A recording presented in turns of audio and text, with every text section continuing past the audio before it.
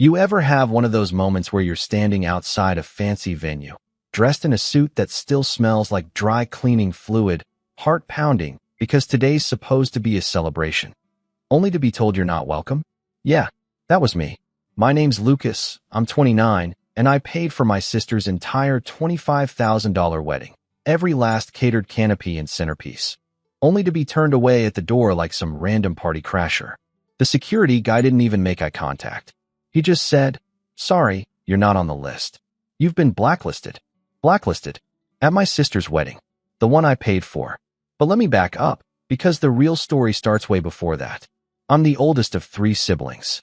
There's me, then my younger sister, Ava, who just turned 27, and our baby brother, Max, who's 23 and kind of floats through life like he's in a music video.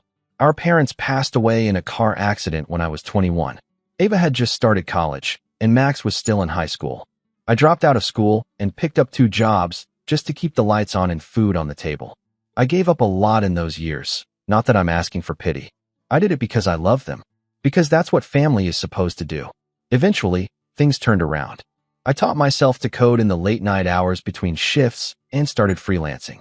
Then came a software startup with 2 friends, a few lucky breaks, and before I knew it, I was making more money in a month than I used to see in a year. I didn't flaunt it.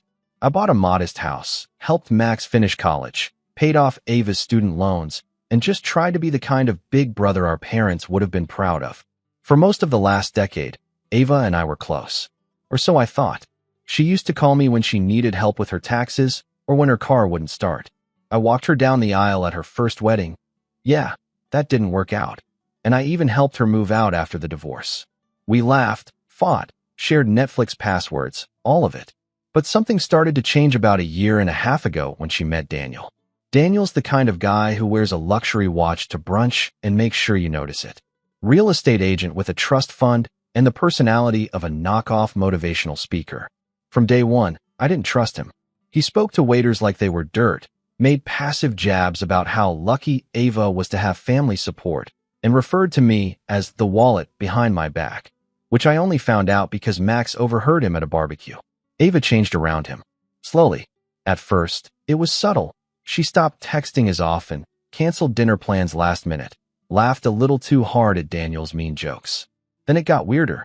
She started dodging questions about her relationship, brushing off concerns, and once snapped at me for not respecting her choices when I gently suggested Daniel might not be who he pretends to be.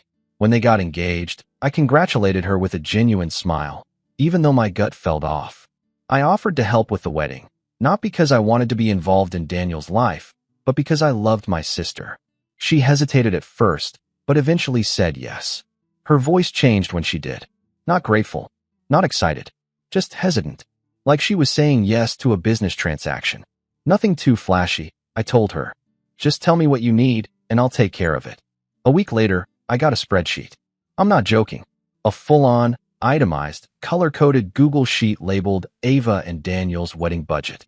Flowers, venue, catering, bar tab, dresses, photography. Everything tallied up to just under $25,000.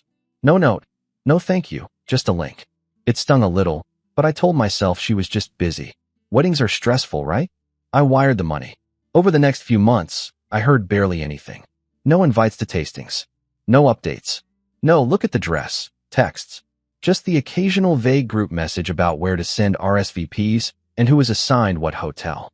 When I asked if she needed help setting up the rehearsal dinner, she replied with a thumbs-up emoji and said, "Already handled." When I asked about my +1, she said it was tight on space. I figured maybe she was just overwhelmed. That was the generous version. The darker part of me wondered if Daniel had gotten in her ear, whispering things, drawing lines, isolating her. But I didn't want to start a fight, so I let it go. A week before the wedding, I got a generic digital invite via email. Not even my full name, just L.J. and the venue address. No itinerary, no schedule, just the bare minimum.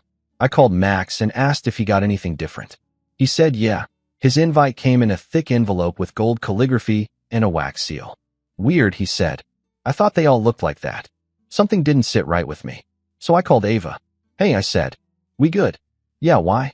She replied, way too casually. Just haven't heard much. Wanted to check in. I'm still bringing the gift and all, but there's no need for a gift, she cut in quickly. What do you mean? You've done enough. Her tone wasn't warm. It wasn't appreciative.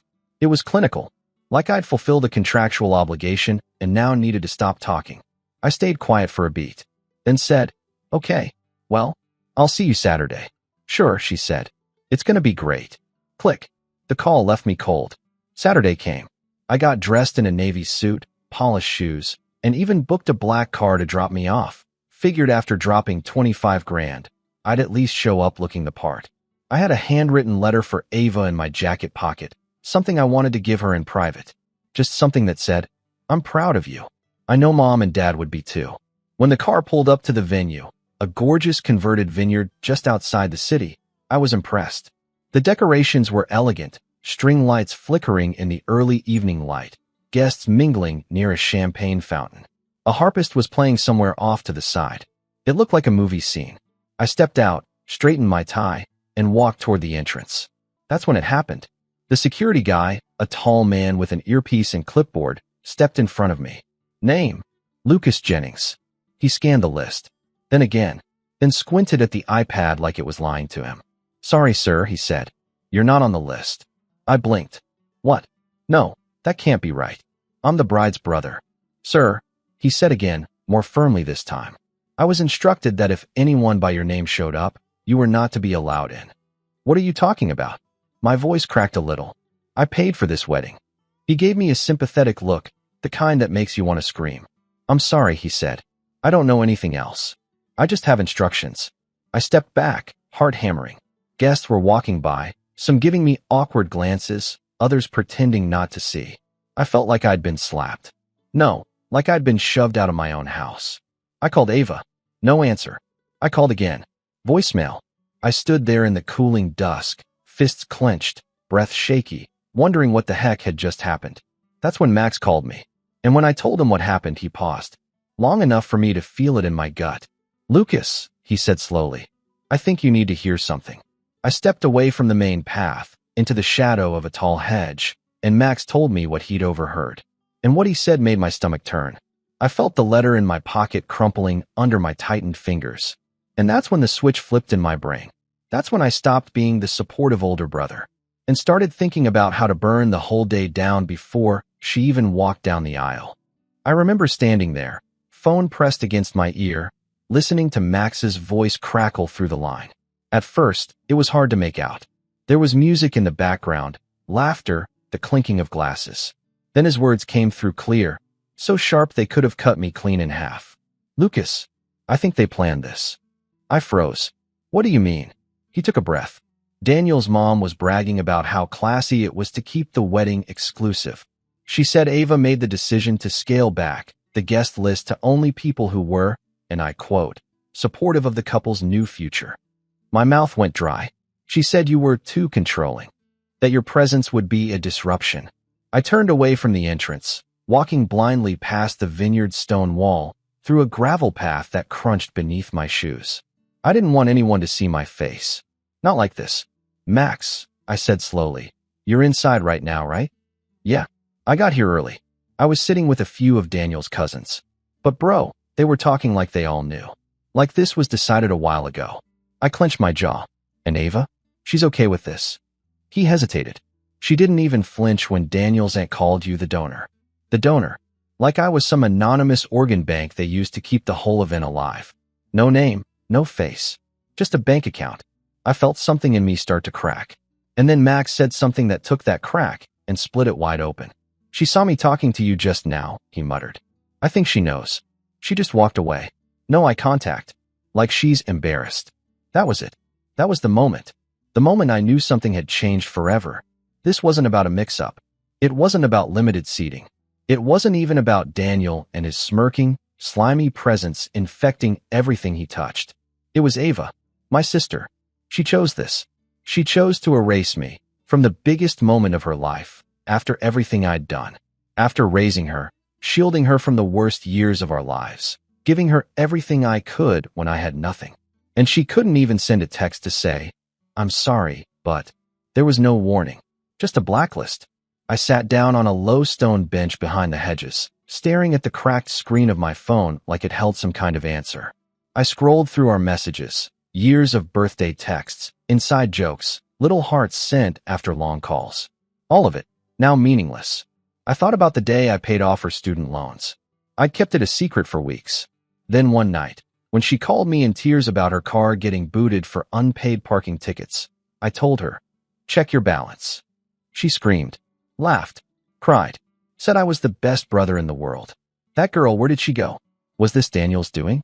Or was this just who she became when no one needed to depend on me anymore? I didn't know what hurt more, the betrayal, or the possibility that she never saw me as more than a safety net. Max texted me a few minutes later. She just asked where you were. I told her you were outside. She shrugged and said, "Well, he wasn't supposed to come." I stared at that message for a long time. I didn't reply. That moment, sitting alone, rejected, humiliated, was my breaking point. Not because I'd been locked out of a party, not even because I'd wasted $25,000, but because my sister, the one I thought I'd sacrificed everything for, didn't care enough to send a single word of explanation, of apology, of anything. She just erased me, like I was inconvenient, disposable. I stayed on that bench until the sky began to dim and the soft yellow glow of the vineyard lights lit up the path. I could hear faint music now, a string quartet playing something gentle, guests laughing, the sounds of wine glasses being raised in toasts. And that's when something inside me snapped into focus. If they thought I was just the donor, if they thought they could use me and toss me aside like an empty gift bag, they had another thing coming. Because what they didn't know, what Ava had clearly forgotten, was that I hadn't just sent money. I controlled the money. The payments were done through my company's corporate account. I had strings tied to every vendor, every contract. The florist, the caterers, the lighting team, the sound crew, they all had terms that required final authorization and sign-off, even after deposit. Especially the venue, which I personally negotiated down by 15% in exchange for handling liability coverage through my business. I hadn't told Ava. She wouldn't have understood the paperwork. She just sent me numbers, and I made it all happen. They thought I was just the wallet? No, I was the architect. And they had built this entire fairy tale wedding on a foundation they didn't even realize was mine. I stood up slowly, brushing dust from my pants, and started walking back toward the gravel lot. I wasn't going to cause a scene.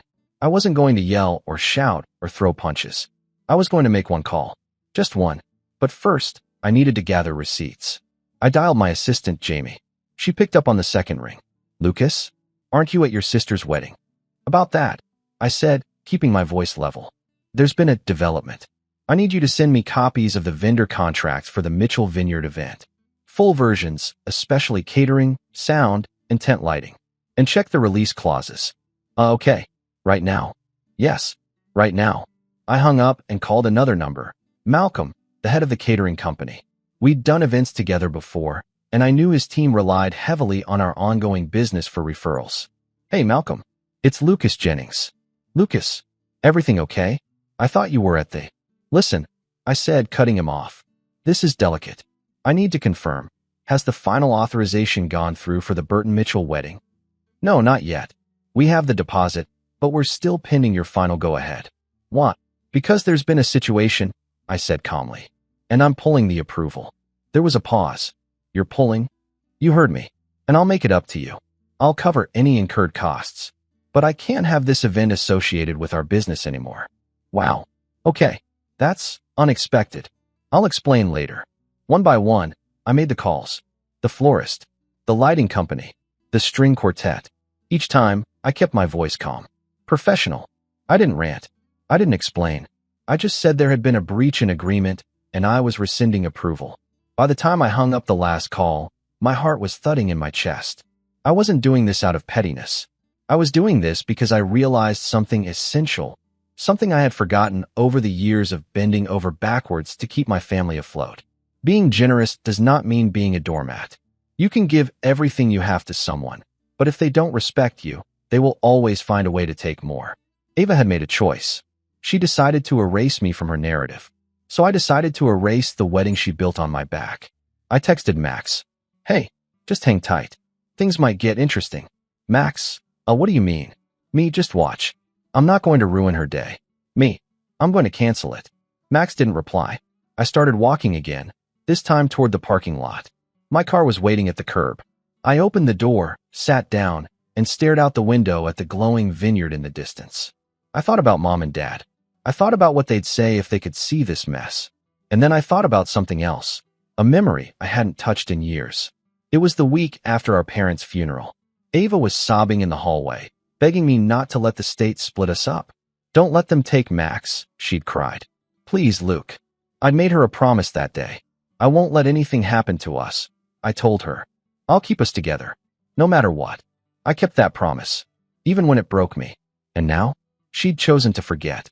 So I was choosing to remember who I really was. Not a donor, not a wallet, not a backup plan. I was the reason this wedding was even happening. And in a few minutes, it wasn't going to happen at all. I didn't drive home right away. After I made the last call and sat in the quiet of the car, staring out at the golden-lit vineyard that was about to become a silent shell of a celebration, I thought I'd feel satisfied. Vindicated, maybe. But the truth? It felt hollow. Not because I regretted what I did. I didn't. They needed to be reminded that money isn't a faceless river of free favors, and love isn't a vending machine where you press buttons for what you want and ignore the machine after. But still, I didn't feel proud. I just felt done.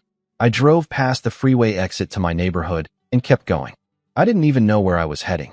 Somewhere far enough from the wedding, from the city, from the weight of being the guy who always has it together. Eventually, I ended up at the beach.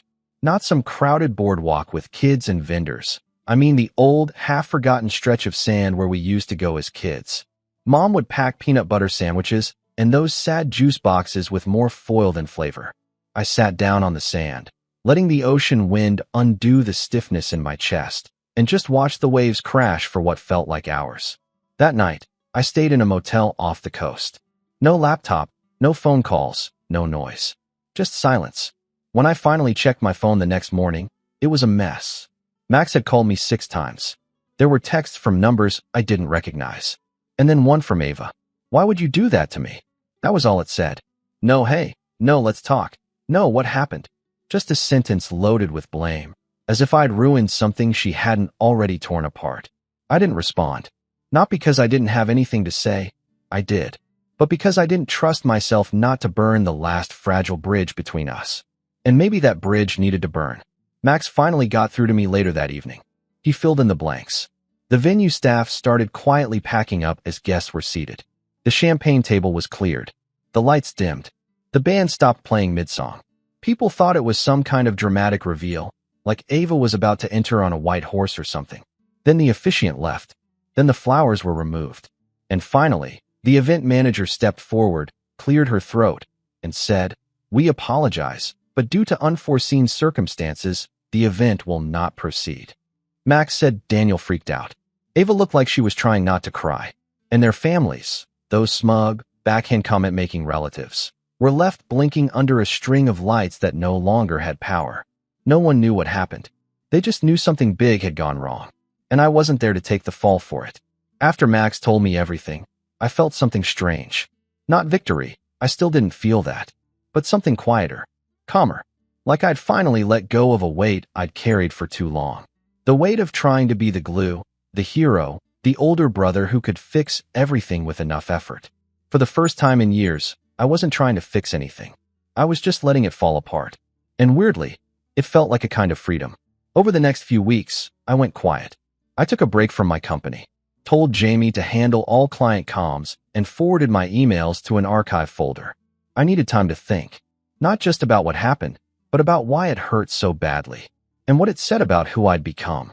When you grow up having to be the responsible one, it messes with your sense of identity. You start to measure your worth by how much you give, how much you endure, how many fires you can put out before collapsing. I realized I had built my entire adult life around being needed, by Ava, by Max, by my team, by everyone. And when Ava finally stopped needing me, she discarded me, like a scaffold after the building is complete. It was a brutal realization, but it gave me something I didn't expect, clarity. I started journaling. Not the cringe kind with Dear Diary and scented pages. Just a plain, ugly notebook where I wrote what I actually felt.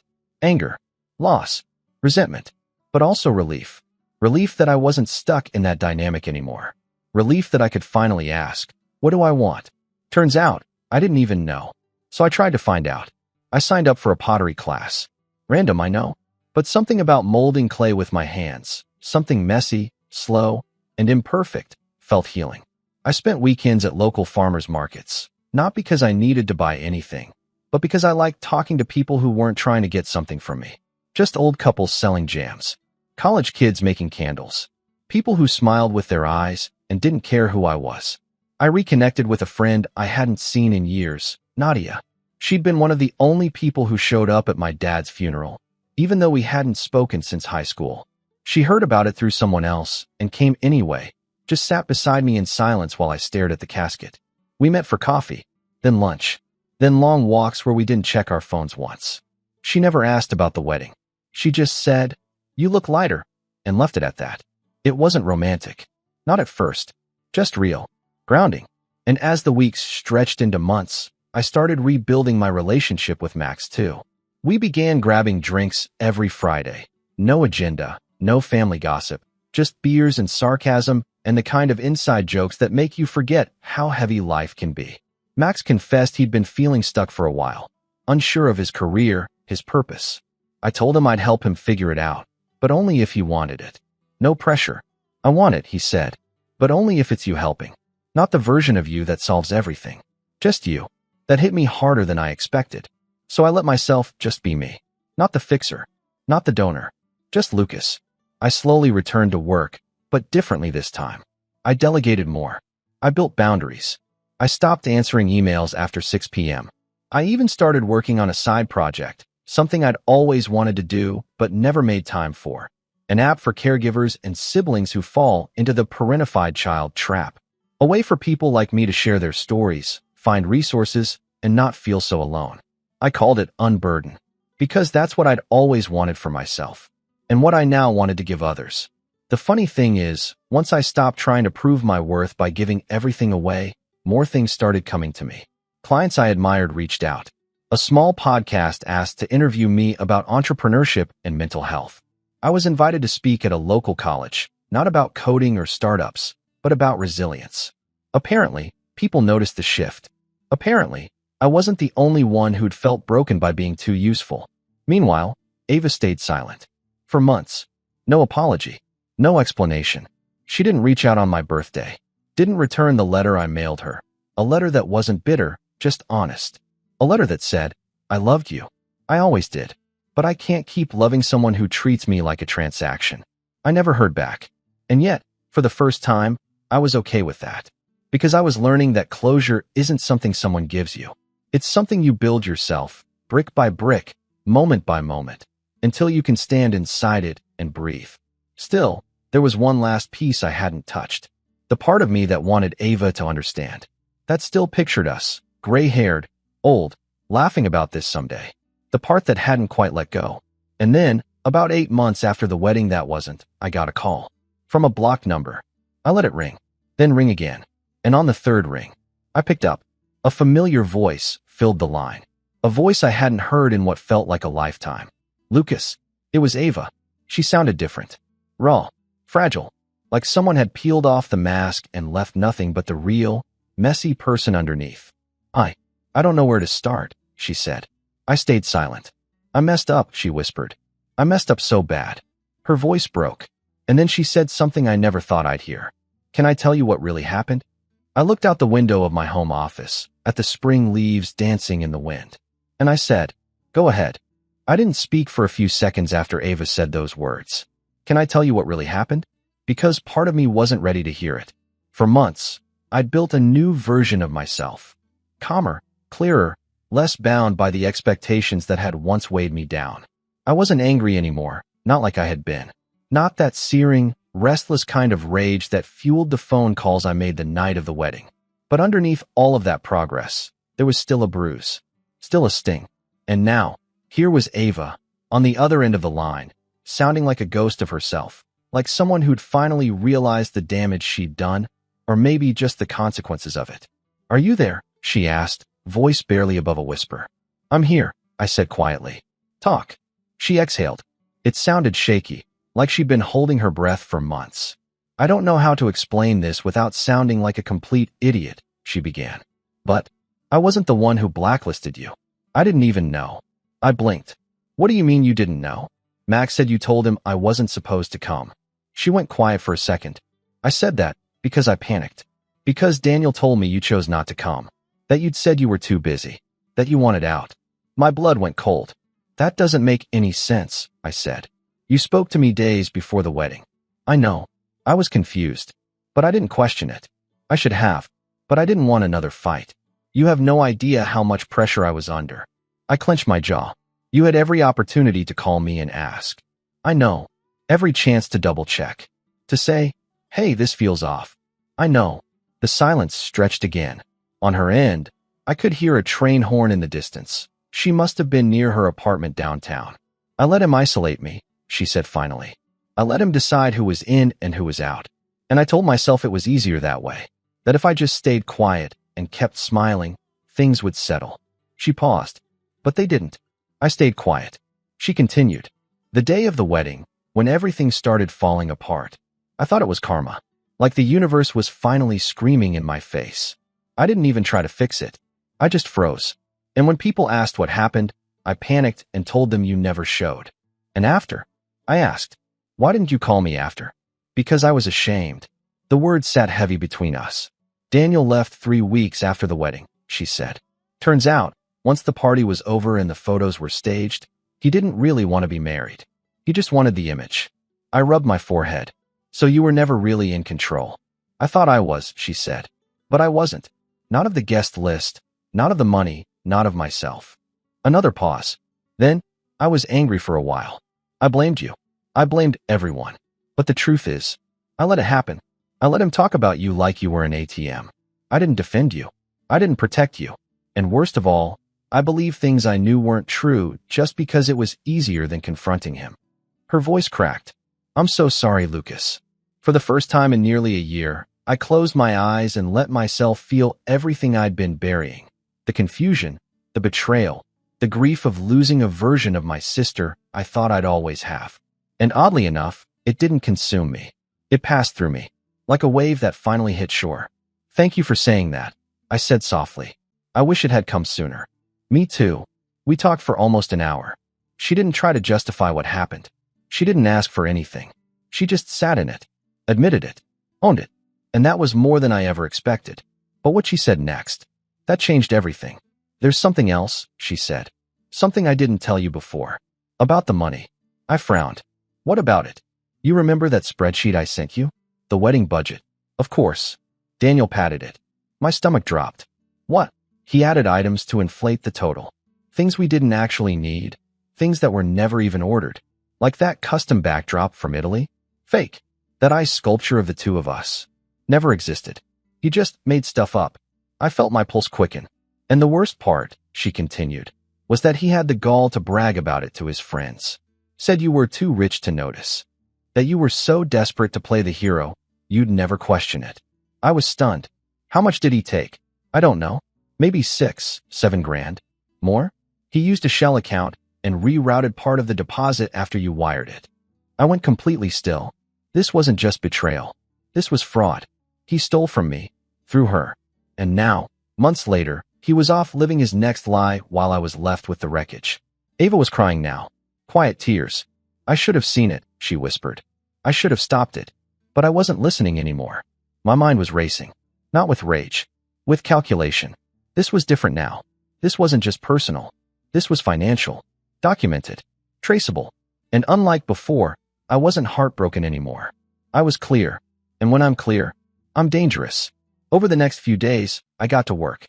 The first thing I did was revisit all the contracts I'd filed for the wedding. I had every invoice, every email chain, every payment receipt. Jamie had organized it all neatly in our event folder, which, at the time, I'd created purely for tax purposes. Now it was evidence. I called my company's accountant, Andrea. "Hey," I said, "I need your help with something outside of work." I gave her a quick summary. Not the emotional stuff, just the facts. She was quiet for a beat, then said, "You have receipts?" "Everything." "Then he's toast." With her help, We cross-referenced the actual service charges with the ones listed in Ava's spreadsheet. Sure enough, there were discrepancies. The Italian marble centerpiece rental? Total fabrication. The private post-wedding yacht cruise? Non-existent. In fact, most of the charges that had bumped the wedding from $17,000 to $25,000 were complete fiction. I tracked the wire transfers. I traced the routing numbers. And buried deep in one of the early deposit invoices was an alternate payment destination, a dummy LLC under Daniel's name that led to a checking account in Miami. The idiot didn't even try to hide it. With that in hand, I reached out to an old friend, Leo. He was a corporate lawyer who owed me a favor. We'd worked together on a joint venture 2 years back, and I'd pulled him out of a massive deadline mess by stepping in last minute. I told him everything. He asked one question. You want to sue him or bury him? I didn't hesitate. Both. Leo smiled through the phone. Let's play chess. We started building a case, quietly. Fraud, misrepresentation, breach of agreement. Because the money had gone through my corporate account, it gave us stronger legal grounds. And since the dummy LLC used my name to secure false deposits, we had a potential criminal angle too. But I didn't stop there. Remember that app I'd been building? Unburden. The one for people like me.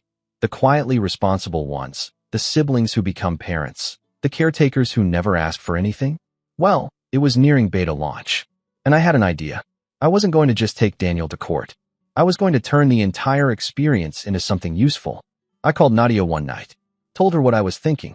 I want to do a full podcast series, I said, about invisible burdens, the emotional cost of always being the strong one. I want to talk about my story, what happened with Ava, the wedding, everything, but anonymized, not to call anyone out, just to help people feel seen. She didn't even pause. I'll help you produce it. So while Leo built the case in the background, Nadia and I started planning the show.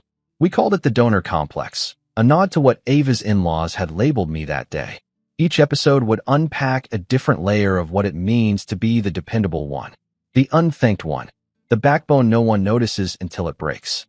We recorded the first episode in a rented studio that smelled like dust and ambition. And when I told my story, when I laid it out, piece by piece, I didn't feel shame. I felt power, control, clarity, because now I wasn't just reacting to betrayal. I was using it, turning it into something real. And the best part?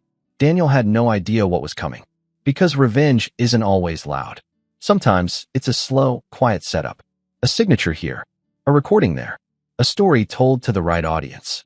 A lawsuit that arrives like a dagger in silk wrapping. Sometimes, revenge isn't about destruction. It's about rebuilding. Better. Stronger. With receipts. The thing they never tell you about revenge is that it doesn't happen in one big cinematic explosion. It's quieter. Slower. Piece by piece, like tightening a series of bolts until something finally snaps in the exact spot you intended. And by the time your target realizes what's happening, the game's already over. And that was exactly how it went down with Daniel. For months, Leo and I built the case in silence. Deliberate, methodical silence. We pulled bank records. We subpoenaed vendor statements. We gathered digital copies of the padded invoices, the dummy LLC filings, and every last scrap of paperwork tied to that wedding. And we did it all without telling Ava, not because we wanted to hurt her, but because she needed to stay clean. I wasn't dragging her into this unless I had no choice. In the meantime, the Donor Complex podcast launched, and it blew up faster than either Nadia or I expected. We weren't doing it for money.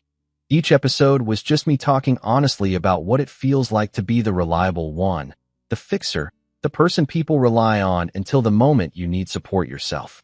It was raw and unpolished. And that's exactly why people resonated with it. Messages flooded in. People telling me they finally felt understood. People crying as they listened. People saying they'd lived their whole lives in the shadow of someone else's expectations. We kept names anonymous, of course. I never once mentioned Daniel or Ava or the wedding by detail. But those who knew, knew. About 3 weeks after episode 3 dropped, Ava called again. I listened, she said softly. To all of it. Yeah. I didn't know it felt like that. I didn't know you were carrying so much. I didn't say anything. I didn't need to. She took a breath. I talked to a therapist. That surprised me, in a good way. And I'm trying. I'm trying to understand why I let myself be manipulated. Why I shut you out. Why I didn't fight for you. That's good, I said quietly. I want to fix things between us, she said. I know it'll take time, but I want my brother back. For the first time, those words didn't hit the old bruise. They hit something gentler. I'm not going anywhere, I told her. But things will be different now. I know. We talked more over the next few weeks. Slowly, carefully, honestly. No pretending everything was fine, no sweeping things under the rug. If we were rebuilding, it was from the foundation up, not the old, cracked one. But while that relationship mended, Daniel's life unraveled. And I didn't even have to lift a finger. The first blow came when Leo filed the civil suit. We served him at his real estate office. The moment he saw my name on the paperwork, he apparently stuttered so hard he couldn't finish speaking to his client. The suit outlined everything: fraud, misappropriation of funds, unlawful enrichment, falsified invoices, trademark misuse of my company name in the dummy LLC, and even tax violations thanks to the shady rerouting of deposits. The total damages? $38,600 plus penalties. And that was just civil. Daniel tried to deny it, of course. He claimed it was all a misunderstanding. Said I'd misread the transfers. His lawyer tried to intimidate us with letters that sounded like someone Googled legal threats. But the documents didn't lie. And when the bank records came back proving the dummy LLC was tied to his personal social security number, it was checkmate. Then the criminal charges landed. I didn't push for jail, though Leo said we easily could have pursued it. Instead, we pushed for something more practical: restitution. Full payback, plus fees, plus interest, plus a court order preventing him from opening any financial account under a business name for 5 years. The man worked in real estate. That restriction alone was a career-ending blow. Next, the podcast audience found him, not because I named him, but because he couldn't keep his mouth shut. Someone recognized details. Someone else connected dots. A few listeners who knew him personally confirmed pieces of the story. Suddenly, his social media pages were full of people asking why he stole wedding money, why he isolated a young woman from her family, why he set up a fake LLC. He responded poorly, very poorly. One screenshot from his Instagram story had him saying, "People need to mind their business. Some people are obsessed with making drama." It didn't help. If anything, it poured gasoline on the fire. A client of his who heard the rumors pulled their listing agreement. Then another. Then a third. By the time we reached the settlement hearing 4 months later, he had lost most of his commissions, and his reputation was dragging behind him like a shredded banner. He showed up to court looking like someone who hadn't slept in days. His lawyer whispered urgently in his ear, but Daniel just stared at me. Not with anger, with fear. The judge reviewed the documents, the transfers, the timeline, the false invoices, and ruled in our favor within 15 minutes. Daniel was ordered to pay full restitution and structured payments within 36 months, with wage garnishment if he missed a single one. After the ruling, he approached me in the hallway. His voice was hoarse. "You really couldn't just let it go?" "Let it go," I repeated. "You stole from me. You used my sister. You threw her family away so you could control her. And then you lied about it when you got caught." He swallowed. "You ruined my life." "No," I said calmly. "You did." He opened his mouth again, but his lawyer pulled him aside. And that was the last time I ever saw him. Ava didn't try to defend him. In fact, she apologized again, not for him, but for herself, for letting it all happen under her nose. She admitted she'd fallen for someone who wore confidence like cologne, but didn't have any real substance underneath. "I kept choosing the version of him I wanted," she said quietly, "not the one who actually existed." Recovery wasn't quick or easy for either of us. But slowly, we rebuilt our relationship. Not the old dynamic where I carried everything, but a new one where we were equals. Ava got a part-time job at a nonprofit. She started therapy regularly.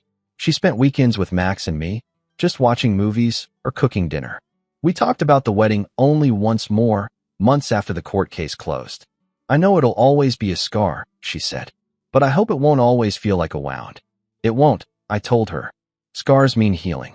And she nodded, kneeling on the couch to hug me tightly. As for me, the Donor Complex podcast went viral, not because it was dramatic, but because it was honest. It landed me speaking engagements, interviews, panel invites. But more importantly, it connected me with thousands of people who'd lived through what I did. The guilt, the burden, the silent exhaustion. Unburden, the app, launched 4 months later, and gained traction faster than any project I'd ever done. It became my passion, my mission. For the first time, I wasn't building to be needed. I was building to be understood. And then, something happened that surprised even me. Ava, one night after dinner, said, "I listened to your latest episode, the one about forgiveness. Yeah, you said forgiveness isn't the same as letting someone back into your life. Right. But you also said forgiving yourself is harder than forgiving someone else." Yeah. She looked up at me. "I'm trying to forgive myself for what I let happen." I put a hand on her shoulder. "I know. And can I ask you something?" "Sure. Do you forgive me?" I didn't answer right away. Not because I didn't know my answer. I did. But because I wanted to be sure she'd truly hear it. Finally, I nodded. "I do." She cried. Not loud, heaving sobs. Just quiet tears that she didn't wipe away, like she was letting them fall for the first time without shame. And in that moment, I realized something. Revenge had already done its job. It didn't give me back what I lost. It gave me back me. Months later, as I stood on a small stage at a community event, sharing pieces of my story with an audience of strangers who understood far more than they revealed, I realized something else. Revenge wasn't the ending. It was the turning point. The ending was peace. And when the event wrapped, when the applause faded, when I stepped outside into the cool evening air, I felt it fully for the first time. Not anger, not resentment, not triumph, just weightlessness. I walked to my car, pulled out my phone, and sent a message to our family group chat. Yes, it had been revived. "Dinner this weekend? I'll cook." Ava replied with a smile emoji. Max replied with, "Only if it's your garlic chicken." I smiled, slipping the phone back into my pocket. And for the first time in a long, long while, I felt whole. Because in the end, revenge wasn't about tearing someone else down. It was about finally standing on solid ground myself. And the final line that settled in my mind, the one that felt right, the one that summed up everything, was simple. Sometimes you don't rise when people lift you up. Sometimes you rise when they finally let you fall.